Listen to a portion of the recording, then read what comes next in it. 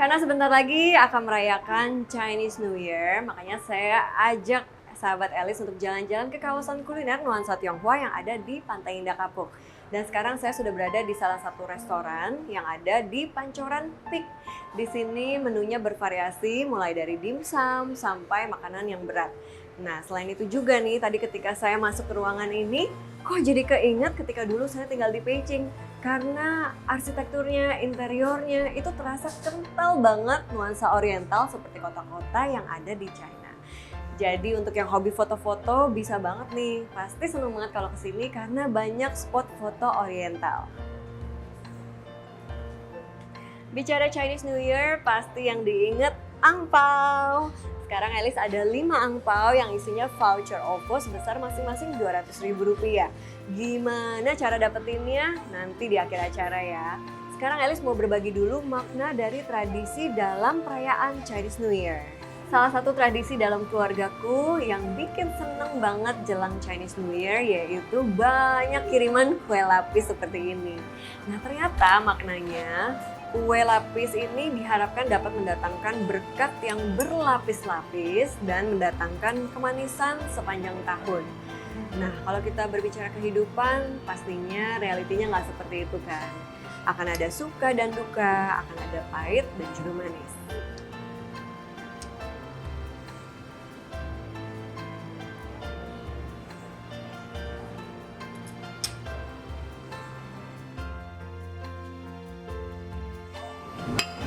Hai sahabat Elis, senang sekali bisa berjumpa lagi di AADC. Ada Elis dengan ceritanya yang kali ini membahas kepahitan hidup.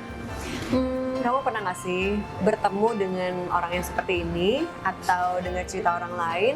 Atau jangan-jangan sahabat Elis juga pernah ngalamin seperti ini? Ada yang langsung marah ketika ditanya pernikahannya.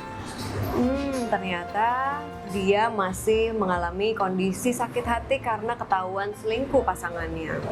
Atau ada yang sukanya pamer barang mewah. Oh, ternyata dulu dia suka dihina. Ada juga yang diputusin pacarnya langsung kepikiran bunuh diri. Ternyata dia memang merasa tidak ada lagi yang sayang sama dia. Ada juga yang dibentak sedikit sama atasannya langsung nangis. Ternyata dia keinget ketika dulu masih kecil sering dibentak-bentak sama ibunya sendiri. Sadar atau nggak sadar, kepahitan hidup seperti contoh tadi yang pernah terjadi dalam perjalanan kita sebagai manusia membentuk hati dan karakter kita saat ini. Dan ini sangat berpengaruh terhadap bagaimana kita merespon perkataan dan perlakuan orang lain terhadap kita. Saya pun nggak luput dari banyak pengalaman pahit yang pernah terjadi dari masa kecil, remaja, sampai belakangan ini. Selama kurang lebih setahun ini, aku banyak memproses kepahitan atau luka batin yang selama ini nggak pernah dirawat atau nggak tahu cara nyembuhinnya gimana. Akhirnya saya memilih penyembuhan bersama dengan pendampingan seorang psikolog. Jadi ketika kita berhadapan dengan situasi yang tidak menyenangkan dalam hidup, kita punya dua pilihan. Yang pertama, kubur sedalam-dalamnya kenangan pahit itu, makanya namanya jadi kepahitan. Tapi sebenarnya lukanya belum sembuh, hanya diumpetin saja. Yang kedua, merasakan emosi terdalam, sedih, marah, kesel, sakit, takut, dan kemudian melepaskan semuanya dan diobatin sehingga cepat sembuh jadi bekas luka. Nah, sahabat Elis, aku tertarik untuk membahas yang kedua, yaitu memproses luka atau kenangan pahit menjadi bekas luka yang sudah nggak sakit lagi kalau disentuh. Misalnya, di daguku ini dulu waktu kecil tuh pernah jatuh, ada robek sekitar 2 cm. Ketika dibawa ke dokter, itu harus dibuka lagi lukanya, dibersihin yang rasanya sakit banget luar biasa. Sepulang ke rumah pun juga harus pakai perban. Rasanya nggak nyaman, nggak bisa makan. Tapi setelah sembuh, lukanya itu kalau sudah mau dipegang, dicubit, itu nggak akan teriak kesakitan lagi. Luka batin juga seperti itu. Dalam proses disembuhkan, perlu dibuka lagi kenangan pahitnya. Dicari tahu seberapa dalam, apa penyebab lukanya yang dalam hal ini melibatkan lagi emosi kita, seperti sedih, marah, kecewa, takut, rasa bersalah, atau emosi lainnya yang dulu kita belum pernah atau belum berani merasakan. Ya, realita yang pahit di masa lalu itu jika sudah diproses maka akan membuat kamu bertumbuh dan move on dengan hidup yang sekarang. Kita nggak lagi jadi orang yang mudah tersinggung, mudah putus asa, mudah nangis karena kita sudah jadi lebih kuat.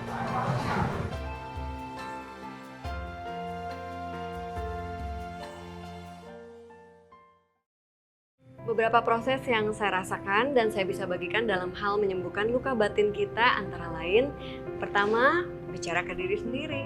It's okay untuk seberapapun waktu yang dibutuhkan dalam kita memproses dan memahami penyebab luka dan emosi apa saja yang harus kita rasakan. Tidak ada patokan waktu dan tidak ada yang lebih baik dalam mengenali proses tersebut selain diri kita sendiri. Orang bisa bilang apapun, kamu kok udah setahun tapi belum bisa move on dari mantan kamu. It's okay. Yang penting bukan seberapa cepatnya, tapi seberapa baik lukanya dirawat.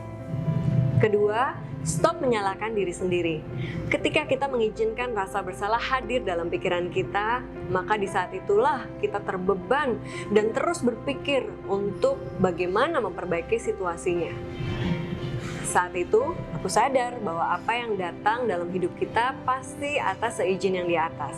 Jadi saya memilih untuk berserah padanya, meminta pertolongan untuk melepaskan semua kepahitan hidup yang terjadi, dan mengerti bahwa dialah satu-satunya sumber yang bisa mengubah hidupku dari kegelapan menjadi terang, dari duka cita menjadi sukacita. Yang ketiga, ini yang paling sulit untuk dilakukan, yaitu memaafkan orang atau kondisi yang telah menyakiti kita. Tapi bukan berarti kita membenarkan tindakan salah dari orang tersebut atau membuat kita terlihat begitu lemah. Pengampunan justru sebuah tindakan penuh kesadaran untuk berani dan kuat melepaskan kepahitan dan beban yang ada di dalam jiwa kita. Pengampunan adalah langkah awal untuk kita menuju kesembuhan. Bagi saya, berhasil melepaskan kepahitan rasanya seperti berjalan tanpa beban. Ketika saya memilih untuk memaafkan dan menerima keadaan, di saat itulah saya tidak mengizinkan siapapun atau apapun terus menyakiti dan membuat hidup saya sengsara. Saya memilih untuk tidak membiarkan ketakutan di masa lalu menjadi kecemasan masa sekarang. Saya seorang Alice yang masih bisa tersakiti, tapi saya memilih untuk tidak hidup dalam kesakitan. Saya seorang Alice yang masih bisa tersinggung dan marah, tapi saya memilih untuk tidak hidup dalam kemarahan. Semoga sahabat Alice memasuki Chinese New Year ini bisa memiliki hati yang baru juga, penuh dengan kemanisan dan rasa syukur. You are wonderfully made, full of purpose, and you are loved. Terima kasih sudah menjadi teman bercerita Alice. Sebelum kita berpisah, sesuai janji tadi, aku ada angpau berisi voucher OVO untuk sahabat Alice yang menuliskan tips di kolom komentar. 5 tips paling bermanfaat dalam mengubah kepahitan menjadi kemanisan hidup. Di luar 3 hal yang tadi Alice sebutin, maka akan menerima angpau sebesar Rp200.000 masing-masing. Pengumumannya nanti pas tanggal 12 Februari bertepatan dengan Tahun Baru Chinese di Instagram @AliceKalista. Jadi langsung aja setelah ini kasih komentarnya supaya nggak kelewatan. Yang belum, ayo subscribe, like, drop komen, atau klik lonceng notifikasinya supaya nggak ketinggalan cerita-cerita berikutnya. See you!